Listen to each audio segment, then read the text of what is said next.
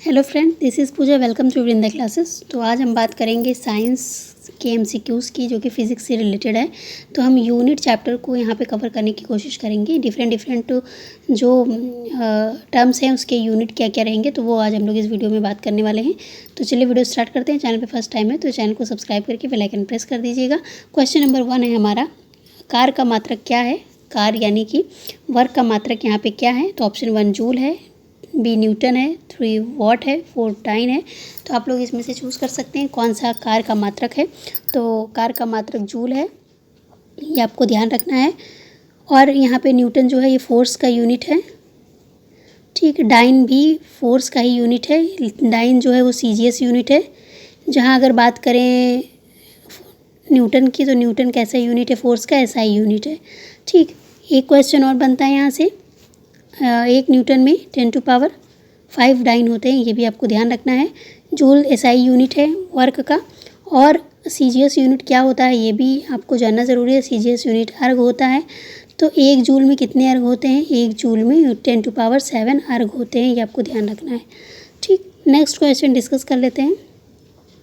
निम्नलिखित में से किन भौतिक राशियों के समान विमीय सूत्र नहीं है। तो समान विमीय सूत्र यानी डायमेंशनल फार्मूला किसका सेम नहीं है। तो डायमेंशनल फार्मूला दो तरह से निकाला जा सकता है, या तो आपको उसका जिस टर्म की बात हो रही है उसका आपको फार्मूला पता हो, और या तो उसकी यूनिट्स पता हो। तो यूनिट से हम लोग जो है डायमेंशनल फार्मूला निकाल सकते हैं। तो एक चीज़ हम यहाँ देखेंगे सारे ऑप्शन में, जैसे कार एवं ऊर्जा, आवेग एवं संवेग, भार एवं बल, इन सारे की यूनिट्स सेम होती हैं। तो यूनिट्स जब सेम रहेंगी तो डायमेंशनल फार्मूला भी सेम रहता है। बल्कि बल एंड जो कह सकते हैं फोर्स और प्रेशर, इन दोनों का जो यूनिट्स है वो डिफरेंट होता है। तो डायमेंशनल फार्मूला भी इन लोग का सेम नहीं होगा, डिफरेंट होगा, ठीक है। तो यही यहाँ पे पूछा गया है, निम्नलिखित युग में से किन भौतिक राशियों के समान विमीय सूत्र नहीं है। तो बल एवं प्रेशर यहाँ पे राइट आंसर हो जाएगा। प्रेशर का यूनिट होता है पास्कल, ये भी आपको ध्यान रखना है, ठीक। और फोर्स का यूनिट होता है न्यूटन, अभी हमने न्यूटन और डाइन दोनों होता है, ये हमने डिस्कस किया। प्रेशर का एक फार्मूला कॉमन है, पूछा जाता है, pressure is equal to F/A। तो इसलिए इस प्रेशर का यूनिट बन जाता है न्यूटन पर मीटर स्क्वायर, ठीक है। या ये ऐसे भी लिखा जा सकता है, ठीक, -2। चलिए नेक्स्ट क्वेश्चन डिस्कस कर लेते हैं।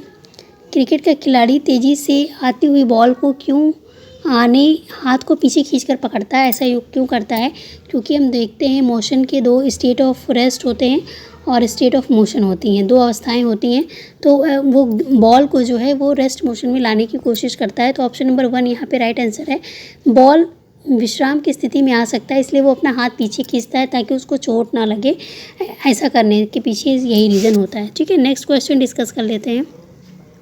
ऊंचाई की जगह पर पानी 100 डिग्री के नीचे के तापमान पर ही बॉयल होने लगता है। क्योंकि ऐसा इसलिए होता है क्योंकि ऊंचाई पे जाते ही वायुमंडल एटमॉस्फेरिक प्रेशर जो होता है कम होने लगता है, अतः उबलने की जो बिंदु है वो नीचे आ जाती है। इसीलिए ऊंचे जगह पर जो है 100 डिग्री सेंटीग्रेड से नीचे के तापमान पर ही पानी बॉयल होने लगता है, ठीक। नेक्स्ट क्वेश्चन डिस्कस कर लेते हैं। निम्नलिखित में से क्या रेखीय बल के संरक्षण के आधार पर कार्य करता है। तो रेखीय बल यानी लीनियर कंजर्वेशन ऑफ मोमेंटम के उस पे वर्क करता है, प्रिंसिपल पे। रॉकेट, हेलीकॉप्टर, जेट या विमान। तो यहाँ पे जेट जो है यहाँ इसका राइट आंसर हो जाएगा। नेक्स्ट क्वेश्चन डिस्कस कर लेते हैं। क्वेश्चन है हमारा, जब शुद्ध जल में डिटर्जेंट डाला जाता है, जब शुद्ध जल में डिटर्जेंट डाला जाता है तो उसका सरफेस टेंशन पे क्या इफ़ेक्ट पड़ता है। तो सरफेस टेंशन जो होता है वो सबसे पहले इसका फॉर्मूला हम लोग देखते हैं। सरफेस टेंशन को जो है हम लोग T से डिनोट करते हैं, ध्यान रखना है। T is equal to F/L होता है और इसका जो यूनिट होता है वो न्यूटन पर मीटर होता है, ये आपको ध्यान रखना है।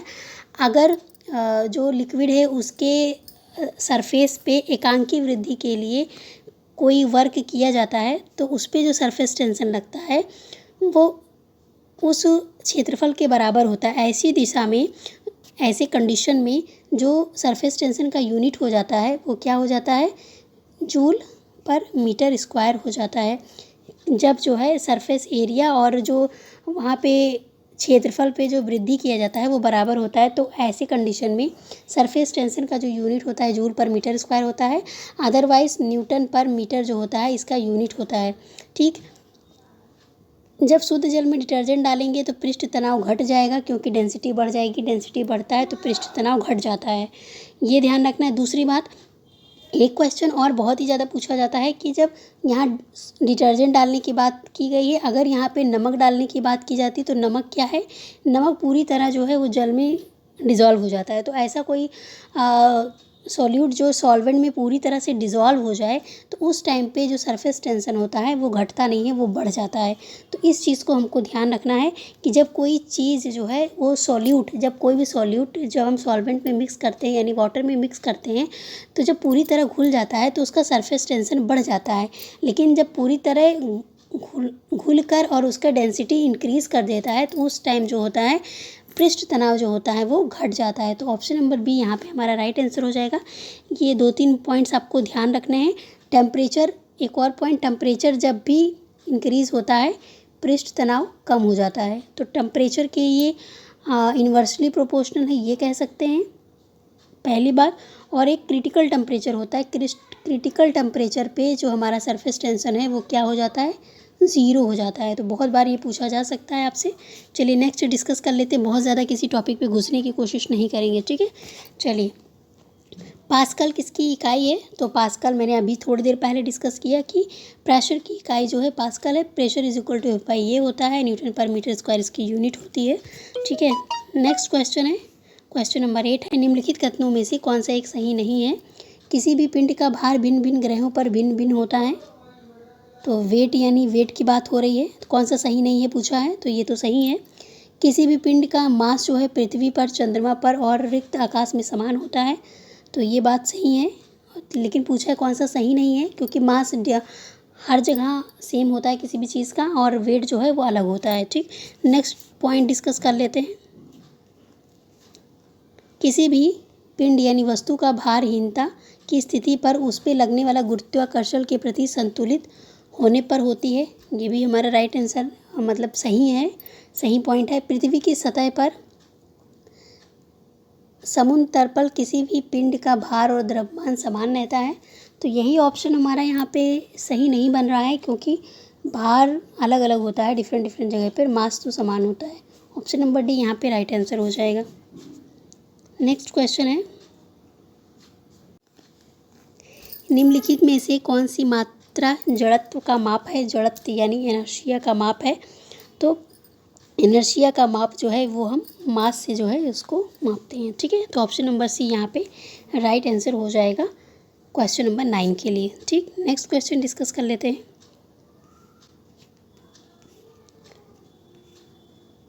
जो लोलक घड़ियाँ होती हैं गर्मियों में क्यों सुस्त हो जाती हैं, क्योंकि गर्मियों के दिन में लंबे होने के कारण कुंडली में घर्षण के कारण लोलक की लंबाई बढ़ जाती है, जिससे इसकी दोलन में लगा हुआ समय बढ़ जाता है। गर्मी में लोलक का भार बढ़ जाता है, तो वेट नहीं बढ़ता है, दिन के लंबे होने के कारण कुछ नहीं होता है, ठीक।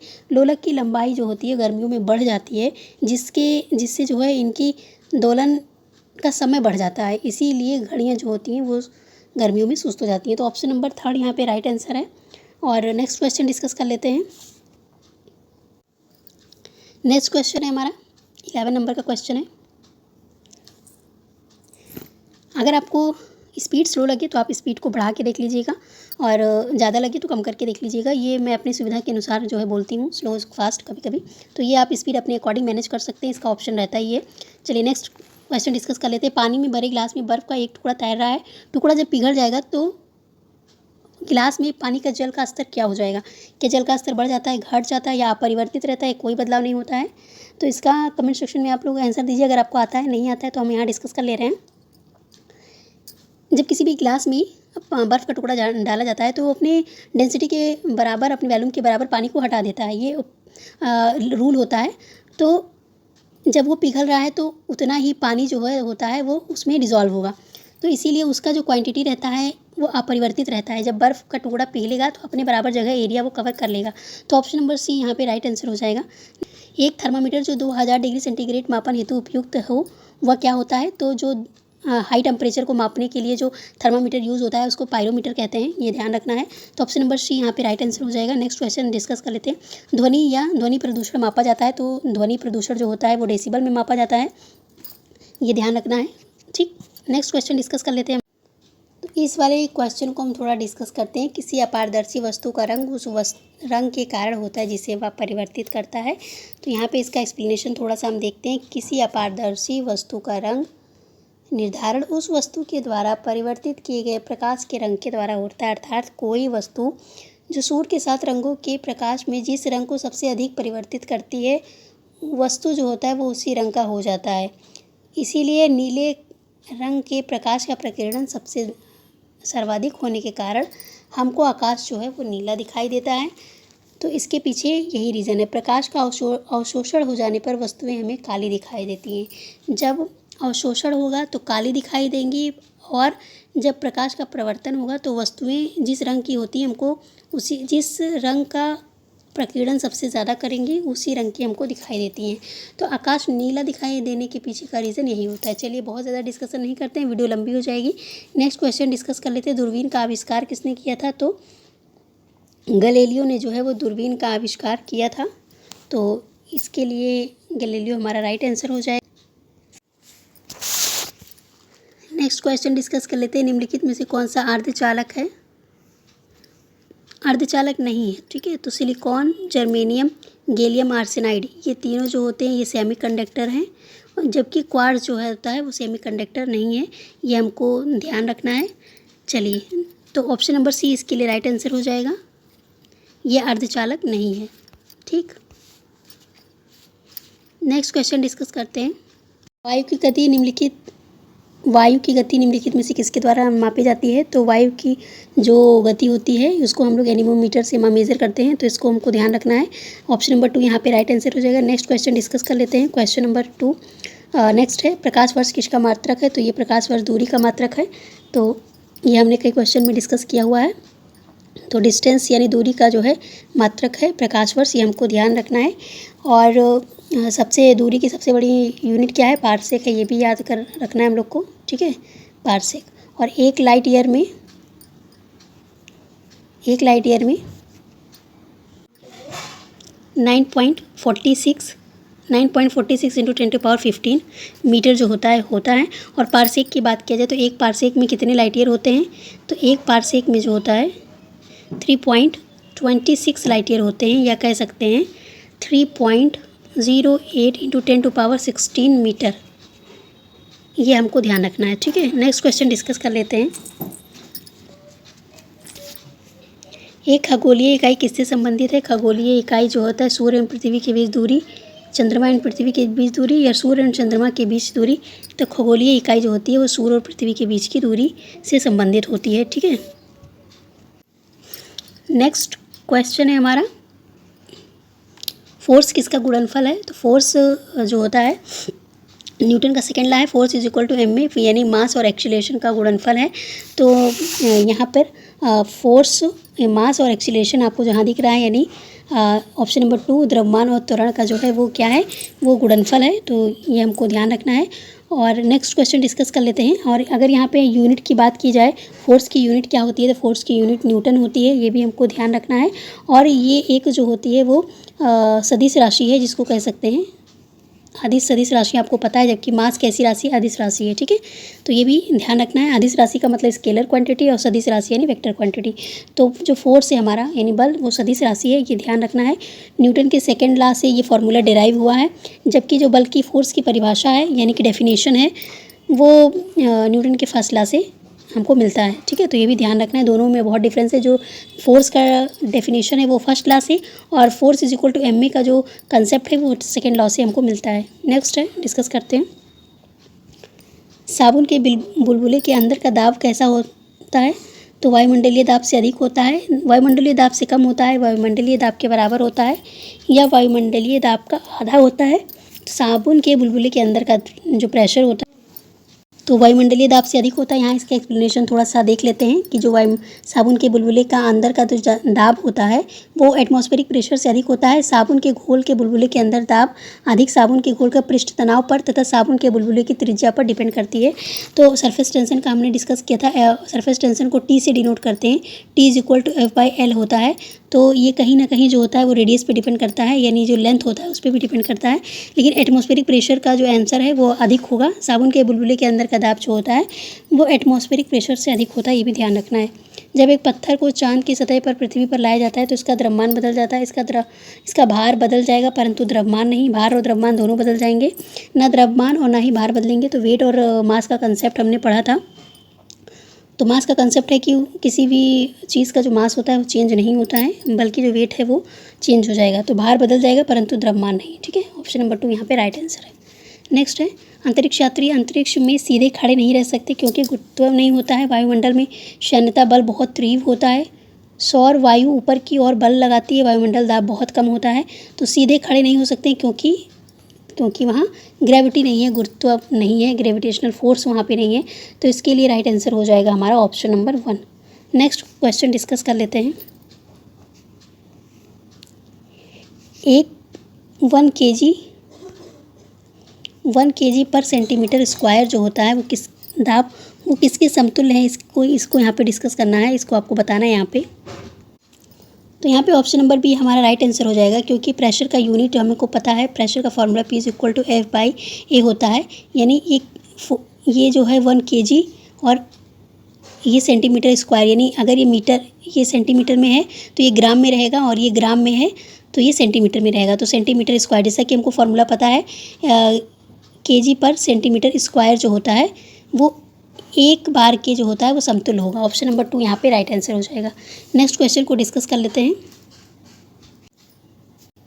तो फ्रेंड आज के लिए बस इतना ही, अदरवाइज़ वीडियो काफ़ी लंबी हो जाएगी। और अगर आपको लगता है कि कंटेंट अच्छा है, मैं वीडियो का लेंथ और इंक्रीज़ करूं तो कमेंट सेक्शन में बताइएगा। मैं और भी क्वेश्चन लेके आने की कोशिश करूंगी, क्योंकि क्वेश्चन का लेंथ कम इसलिए रहता है क्योंकि बहुत से बच्चे रहते हैं जो बहुत लॉन्ग वीडियोज़ नहीं देखना चाहते हैं, या कह सकते हैं कि मुझसे नए जुड़े हुए हैं। तो हो सकता है अभी मेरे साथ बहुत ज़्यादा लॉन्ग टाइम के लिए क्वेश्चन डिस्कशन में उनको ना अच्छा लग रहा हो, तो इसलिए मैं ज़्यादा लंबी वीडियो लेके नहीं आती हूँ। तो आई होप वीडियो आपको अच्छी लगे, और अच्छी लगे तो कमेंट सेक्शन में बताइएगा। मैं वीडियो की लेंथ को इंक्रीज़ करने की कोशिश करूँगी और ज़्यादा क्वेश्चन आंसर आप लोग के साथ डिस्कस करने की कोशिश करूँगी।